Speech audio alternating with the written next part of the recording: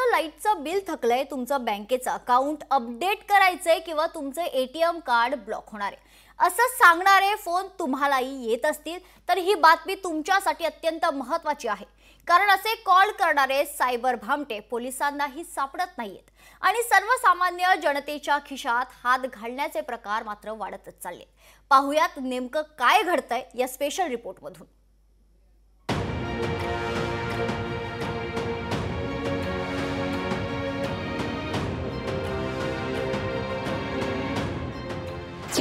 महाराष्ट्रात सायबर गुन्हेगारांचा सुळसुळाट। 89% सायबर गुन्हेगार मोकाट।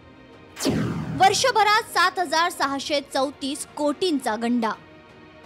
तुमचं लाईटचं बिल थकलंय किंवा तुमच्या बँकेची केवायसी करायची आहे किंवा तुमचं एटीएम बंद होणार आहे अशा थापा मारून सर्वसामान्य जनतेला लुबाडणाऱ्या सायबर गुन्हेगारांचा मोठा सुळसुळाट झालाय। गेल्या वर्षभरात सायबर गुन्हेगारांनी सामान्य जनतेला तब्बल 7634 कोटी रुपयांचा गंडा घातलाय। सायबर फसवणुकीच्या गुन्ह्यात 11% गुन्हेगार अटकेत। एकूण गुन्ह्यांपैकी तब्बल 89% सायबर गुन्हेगार मोकाट। पुण्यात 6000 कोटी रुपयांची सायबर फसवणूक। मुंबईकरांना तब्बल 888 कोटी 29 लाखांचा गंडा। ठाणेकरांना सायबर गुन्हेगारांचा 174 कोटींचा गंडा।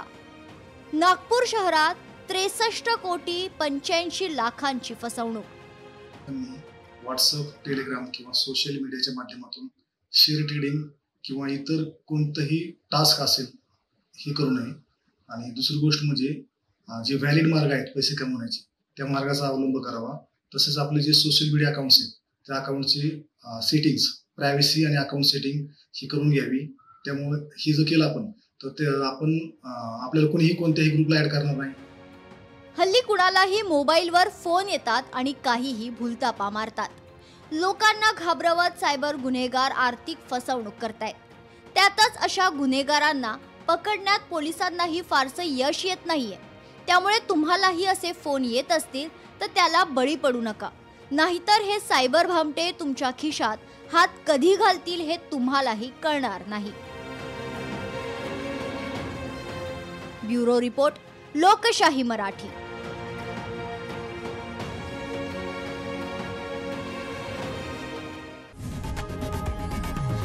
लोकशाही मराठी ऐका, पहा, जागरूक रहा।